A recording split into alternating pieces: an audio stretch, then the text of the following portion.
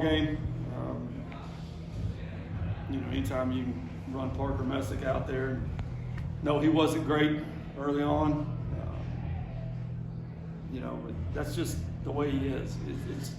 I go out there, he's like, I know I stink right now, but I'm gonna grind it till I find it. And sure enough, he found it and started rolling. And he's gonna pitch a long time in the big leagues. And I'd pay to watch him pitch. He's special. Did some things well. A few missed, mistakes in communication, but all in all, it's a good ball game. Those guys can play.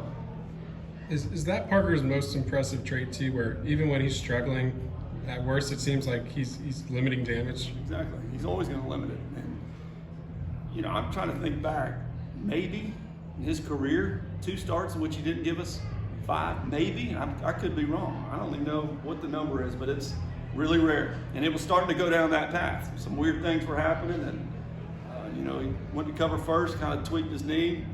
It was fine, and but just that's what makes him different than everybody else. Not everybody else. There's a lot of guys that are cut from that cloth, but he's special. He kind of battled through the first 3, like you said, and then the last 4 seemed like maybe the best he's been all year. Just what was the difference? Was it just being sharper, or was it just? Yeah, he was complaining about a landing spot. I'm like, Park, don't worry about pitching like you're illegally parked in the parking lot. Take the time to dig it out. We'll wait. Do what you need to do. If it's really bad, then we'll get the ground screw out there. But that's just him. He doesn't want to divert attention from anybody, his teammates, or make people look at him. He's just such a selfless guy. The bunt they had to load the bases, I believe, was Brett's responsibility when it's bunted that hard, and then the very next play he makes maybe his best defensive play all year.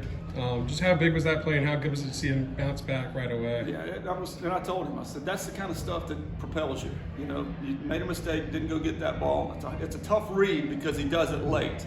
If you're setting up early, then you kind of go into sacrifice bunt mode, but he did it real quick in a drag fashion.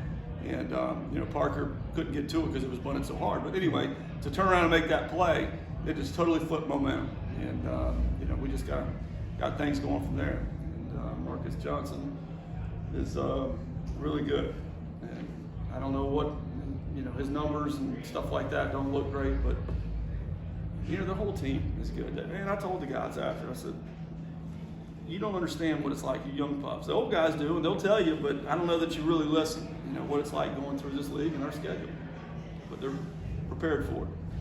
For Jackson this year, is there a mechanical difference in his swing, or has he just simplified his approach and it's let him kind of be who he is? He just had that tendency to go out and around, instead of the hand staying close. And ironically, one of the best, remember when he hurt his shoulder, he had the subluxes, and they put him in a harness. Well, he couldn't.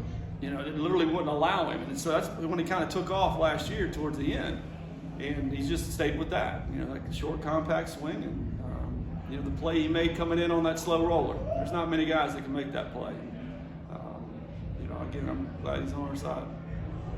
Reese started the season hot, but he's also been able to kind of sustain that, especially lately.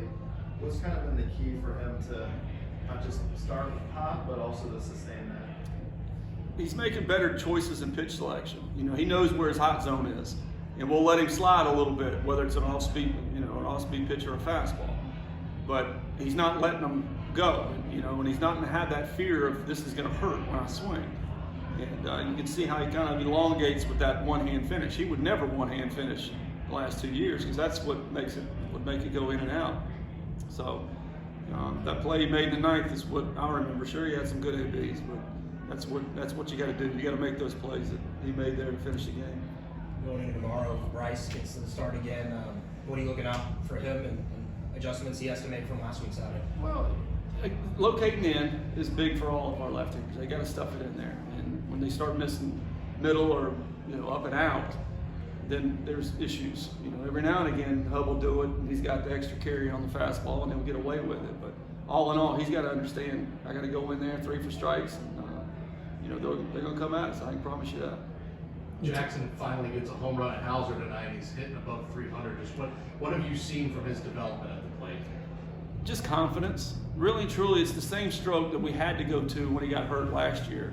But you can just tell, he's a little bit more in rhythm. He feels good about himself. You know, he was the kind of guy early on last year that was like Colton. Colton hit another one right on the button today, you know, right at the left fielder. And that starts playing games with you. And, you know, it's good to see Colton still grinding and doing his thing and, you know, playing great defensively. And, you know, something like that, you just feel better about yourself. You go up and you don't look out there and there's, you know, times it looks like there's 20 defenders standing there. Where am I going to hit this and get a hit, you know? It looks like there's nobody out there. You talked a little bit about Reese making that play to end the game. I think that was his first game in left this year. You guys have had a ton of different lineups this year, and it seems mostly because you just have so many versatile guys. Just how much of a luxury has that been for you, especially coming off last year where you guys couldn't do much? It's a lot easier to sleep, you know, when you have options and things that you foresee, you know, what type of fastball the guy's got, what kind of off speed has he got. Then you can say, okay, well, this guy can handle this. This guy is better, you know, facing a sinker ball versus a riding fastball. And, you know, soft lefties. You know, we've got guys that you can take care of those guys. So it's good to have, you know, and you know, I want to start getting into that where we're doing it every single time. Yeah, we want to play the hot hand. You know, Reese hitting lefties like he's hitting. It's kind of jacking things up from a standpoint of using more guys, but they understand it. You know, they got to wait their turn and be ready when they're called upon.